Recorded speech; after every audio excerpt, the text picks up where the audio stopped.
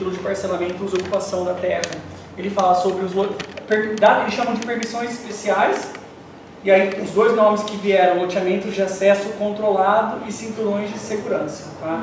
Loteamento de acesso controlado é loteamento fechado. Cinturão de segurança é basicamente aquele bolsão residencial que vocês enxergam. Tem uma diferença, o loteamento é fechado literalmente, com muros, com tudo mais. O bolsão, ele tem aquela permeabilidade visual um pouco maior, você permite a passagem do pedestre e tudo mais. Tá? O interessante é que isso veio da legislação urbana, depois vai ser explicado um pouquinho mais sobre isso na nossa resposta, que foi um dos questionamentos colocados pelo Conselho. Mas assim, já adiantando, o diferente do resto da cidade é que não vai poder fechar nenhuma APP, não vai poder fechar nenhum fragmento, não vai poder fechar nenhum corredor ecológico, nenhum nada. Nenhum dos dois casos? Nenhum dos dois casos. Você está falando de cercamento? Perdão? De cercamento? Isso, cercamento. Tá. Então isso nós colocamos também. Então, eu quero fazer uma gleba fechada, mas porventura eu passo um rio no meio para ter a direção da sua PP. Você vai ter que fazer duas. Ou você faz uma aberta e uma fechada e duas abertas. Fechar não vai poder. Ou o cara vai fazer uma ponte, um túnel, ele vai ter que dar uma passeio aí. Tá? Avançando um pouquinho para o título 4, que ele traz do uso e ocupação da terra nas áreas urbanas, né, no capítulo 1 do zoneamento, ocupação e uso. Nós optamos pela simplificação, até seguindo um pouco o que a cidade fez. O restante do município, na lei antiga, se não me falha a memória, uns 58 zonas diferentes, se eu não me engano. Tá? Um número assim, próximo a 60. Se diminuiu muito nessa nova lei. Nós olhando para a APA, a gente trouxe para duas similares, mas não idênticas à zona residencial e à zona mista 1, tá? Do perímetro urbano. Que é basicamente o seguinte: a zona residencial é prioritariamente residencial, edificações unifamiliares e multifamiliares, alguns tipos de comércio de baixo impacto, de serviços de baixo impacto, e para a zona mista, além de serviços e comércios de médio até médio impacto, alguns deles, não todos, também a indústria de baixa incomodidade, que é isso que eu estava comentando com vocês, aquelas coisas que se classificam como indústria, mas na verdade são relacionadas a serviços. Tá? Aí, ele está um pouquinho pequeno, tá? Ele a ideia que foi proposta ao urbanismo, tá? Ainda está em estudo por eles. Então não é o fechado, mas a nossa ideia foi mais ou menos o seguinte: similar ao que já existia, né, no eixo do Antônio Carlos, na sequência da SP, e agora os pedaços da Mackenzie, que são dentro da APA, ou seja, vias de capacidade um pouco maior, seria a zona mista 1, que é essa questão que você pode alguns serviços um pouco maiores, mas também limitada a hierarquização da via, e não só exatamente a avenida em si, mas 2 ou 3 ruas paralelas, desde que o viário suporte. Nós fizemos um estudo que ainda está em validação, para não ficar só o plot de frente, não. Então alguma coisa num bufferzinho, e conforme o viário ia minguando, a gente foi diminuindo e abarcando o PZR. Todo o restante em vermelho é zona residencial. Tá? Isso tudo lembrando que é só o perímetro urbano da APA, né? Quando a gente pega aquele mapa da APA, a gente está nesse pedacinho aqui, que é a entrada de Souzas, aqui é o limite máximo, é o Entre Verdes. Esse que você está com a mão aí é São Conrado ou é Entre Verdes? São Conrado é aqui. Não, tem essa Aqui? área mista. Aqui? Aqui é o Entre Verdes. Dentro Dentro do Entre Verdes, mas está fechado. Não, olha isso. Está fechado isso hoje. Hoje, né? Mas isso está proposto, porque vocês falaram que não vão mexer nos loteamentos que já estão aprovados. Nós não. Já tem edificações, já está... Não, está tudo vazio. Tudo vazio isso aí. Tudo vazio. O que acontece é o seguinte: nós não estamos propondo, nós estamos proibindo a subdivisão e o parcelamento. Ele se enquadra na legislação nossa. Antiga, porque está aprovado e implantado. Tá.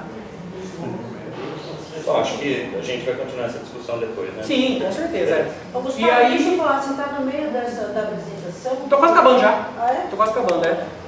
E aí, na região do Carlos Gomes e do Gargantina, né, da R14 lá, na avenida principal também, nessa mesma ideia de uma rua, duas pro lado, né, na chegada do bairro, e depois outro cantinho ali embaixo. Essa é uma proposta novamente, tá? Aí já, agora um pouquinho mais, eu vou passar um pouquinho mais rápido, porque são detalhes um pouco mais urbanísticos. Aí as definições todas, as caracterizações de tipologia nós mantivemos, então, a ocupação de habitação unifamiliar, habitação multifamiliar vertical e horizontal, tudo isso se manteve.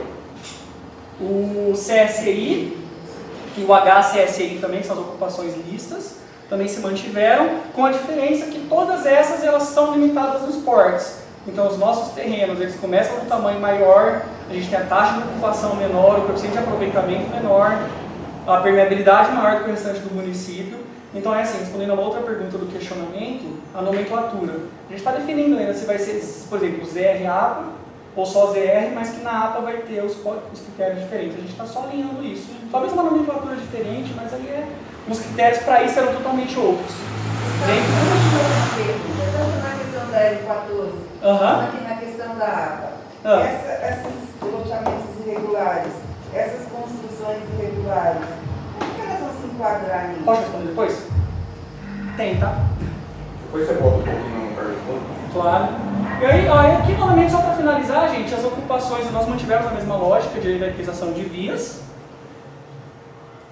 com os parâmetros construtivos próprios da APA, então, né, taxa de ocupação menor, taxa de aproveitamento menor, permeabilidade maior do que o restante do município, porque o restante do município ficou a partir de 10% ou nem isso, e podendo o piso ser impermeável, a gente tirou essa possibilidade, então aqui permeabilidade é terreno natural mesmo.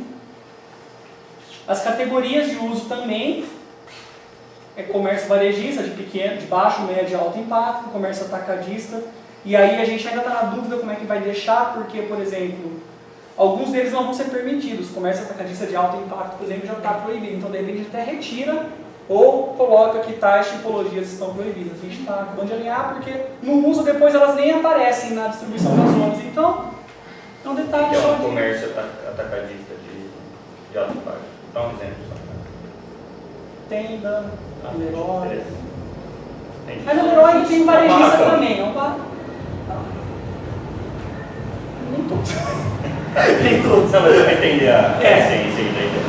É que aí a definição do impacto, da incomodidade, né, do impacto, né, ela tem uma série de critérios. Porte, sim, atração de trânsito, atração de tanto parte de carga quanto de população, a localização, barulho, poluição, tem tudo, Então, mas os que estão feitos, ficou. Aprovados, sim. Existe uma questão do direito adquirido, que o que está aprovado a gente não pode retroagir. Os irregulares. Tá? Os regulares eu não vou entrar daqui a pouquinho para responder Giovana também nessa situação toda. Tá?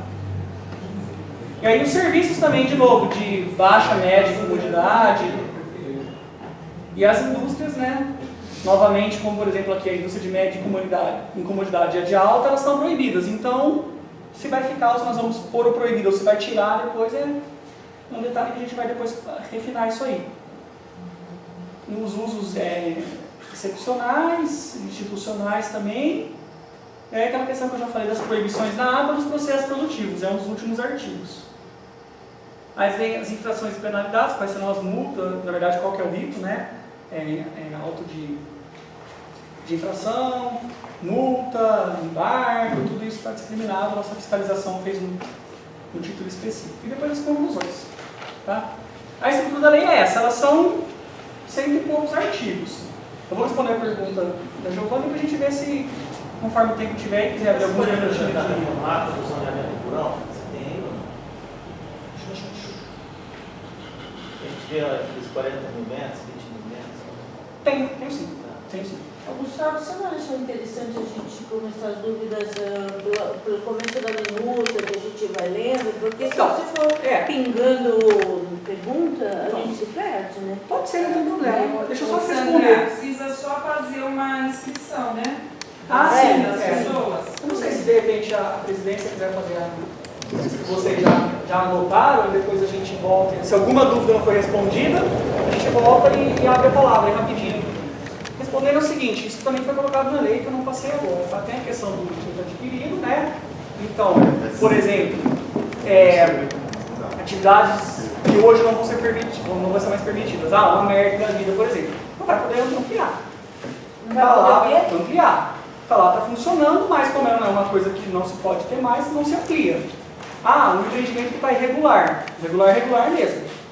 Quando ele for se regularizar, se não tiver nenhum tipo de aprovação, é a lei que vale no momento. Se aquela lei não permite mais que ele fique, ou ele precisa se adequar, ele vai entrar no dito para tentar se adequar para ele nunca conseguir a regularização dele. Mas então, são loteamentos clandestinos que não tem arruamento, ele não é ordenado.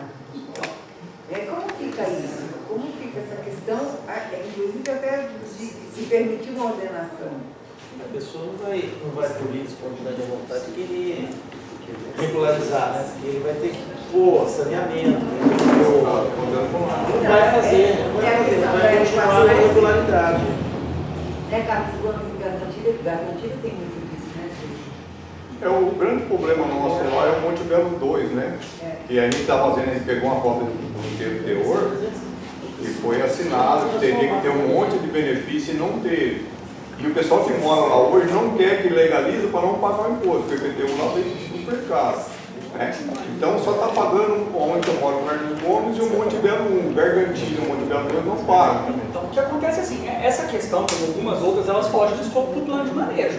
Nós estamos aqui para dar direitos ambientais, o regramento necessário do território, até onde nós podemos ir, propor as alterações legislativas e fazer os alinhamentos com as diversas secretarias. Isso tem que ser um esforço intersetorial enorme da Prefeitura, junto com o Ministério Público, junto com a Justiça, para começar esse processo de regularização e tudo mais. A gente tem conhecimento de muitos deles estão na Prefeitura com brigas de anos, e a gente vai, aos poucos, agora com o gestor da unidade de conservação, com o conselho, cada vez mais atuante, a gente vai começando a tratar todo esse processo, mas a gente não consegue, infelizmente, abarcar tudo aquilo que eu manejo. Gustavo.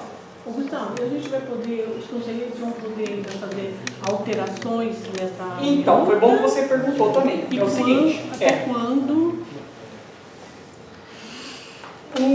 Tudo que for referido a parâmetro, a número, eu acho que o lote de 500 metros não pode, eu tenho que ser 550. Isso já está finalizado. Isso já foi alvo do POT há mais de um ano de discussão. Não pode. Não pode mais.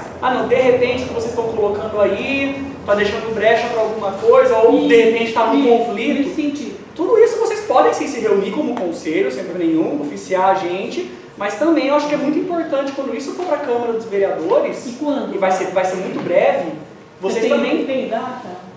O dia específico ainda não, mas assim, a minuta está com pouquíssimas ajustes a serem feitas, o plano de manejo, a portaria sendo publicada, a nossa intenção é disparar todas as alterações necessárias, para não ficar nenhuma lacuna de legislação. Ela vai antes da portaria? Não, vai depois. Vai depois da portaria? Depois. Aí o que acontece? Aí vai ser o momento do conselho se fazer ouvir nas audiências públicas, né? O NAS que vão ter, nas representações populares tradicionais na Câmara. Claro que a gente está disponível, entendeu? Se vocês conseguirem apontar para a gente a tempo e forem coisas que nós entendemos que são pertinentes, sim, senão vocês estão todos direito de levar para a Câmara dos Vereadores, procurar o seu vereador. Mas aí, você está falando na Câmara dos Vereadores, mas sair daqui vai direto ou vai voltar para o promotor de novo? Não, vai direto. Você já viu essa pergunta? Agora vamos lá. Eu tenho uma metodologia que eu acho bem interessante, que é você começar do começo ali da minuta. Quem tiver dúvida do capítulo 1, que se manifeste, do capítulo 2, porque senão a gente vai se perder um pouco. Alguém mais vai se inscrever para fazer perguntas? Gustavo, eu estou fazendo essa proposta. Daniel Lapola, né? Comentário da inscrição. Quem mais? Posso começar? Eu fiz uma proposta, Ângela, eu só queria saber Já do anotei. Gustavo. Querem colocar em votação do conselho? Eu acho que não é necessário, Sandra. Quem conhece o autor não precisa. Ele passou muito vagamente sobre a lei. Gente, vocês puderem decidir, eu estou disponível aqui para vocês decidirem, a gente a ordem. É que assim, Ângela, eu passei vagamente porque são 100 e poucos artigos. Se eu fosse pegar para ler aqui, ele sair daqui às 4 da manhã, né? Ele já... Para esse Sim. Ou vocês querem